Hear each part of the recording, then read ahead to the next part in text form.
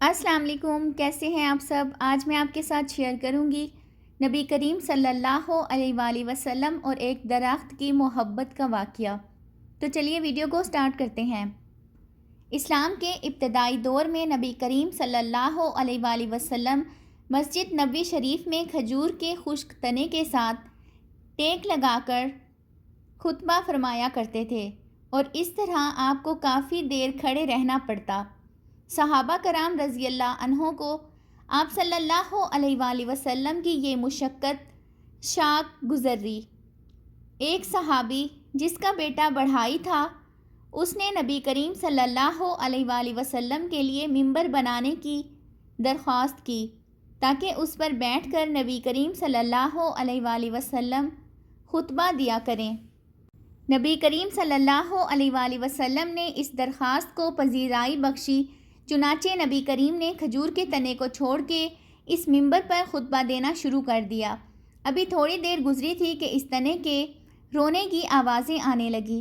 اس مجلس میں موجود تمام صحابہ کرام رضی اللہ عنہ اس کے رونے کی آواز اپنے کانوں سے سنی۔ نبی کریم صلی اللہ علیہ وآلہ وسلم نے یہ کیفیت دیکھی تو ممبر سے اتر کر اس کے پاس تشریف لے گئے اور اس درخت کو اپنے دست شفقت سے تھپکی دی تو وہ بچوں کی طرح سسکیاں بڑھتا ہوا چپ ہو گیا۔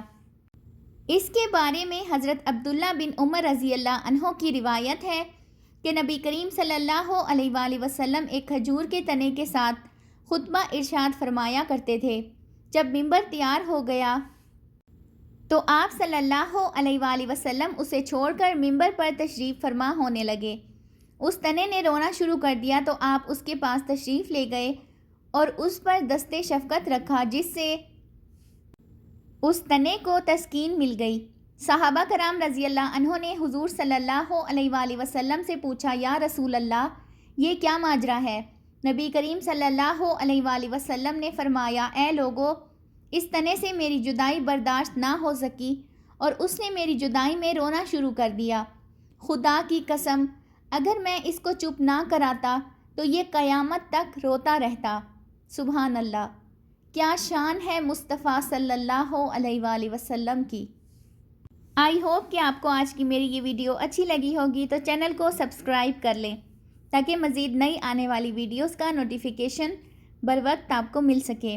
ملتے ہیں نیکسٹ ویڈیو میں۔ ٹل دین اللہ حافظ۔